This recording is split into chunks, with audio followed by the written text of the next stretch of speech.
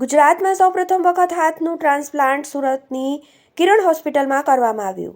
શૃંગી બ્રાહ્મણ સમાજના બ્રેન્ડેડ નરેન્દ્ર પ્રેમ બિહારી શૃંગી ઉંમર વર્ષ 28ના હાથ સહિત કિડની અને ચક્ષુઓનું દાન શૃંગી પરિવારે ડોનેટ લાઈફ સંસ્થાના માધ્યમથી કરી 5 વ્યક્તિઓને નવજીવન બક્ષી માનવતાની મહેક ફેલાવી સમાજની નવી દિશા બતાવી. ગુજરાતમાં સૌપ્રથમ વખત હાથનું ટ્રાન્સપ્લાન્ટ ગોવાની રહેવાસી 25 વર્ષીય યુવતીમાં સુરતની કિરણ હોસ્પિટલમાં કરવામાં આવ્યું.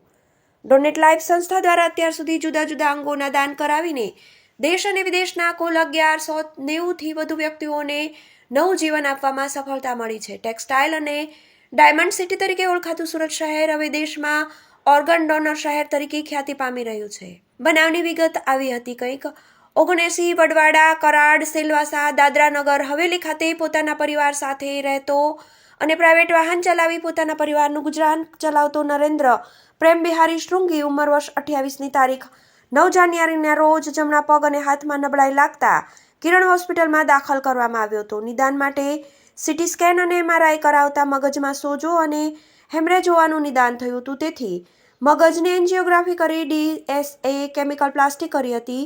તારીખ 16 જાન્યુઆરીના રોજ નરેન્દ્રને હોસ્પિટલથી ડિસ્ચાર્જ કરવામાં આવ્યો હતો.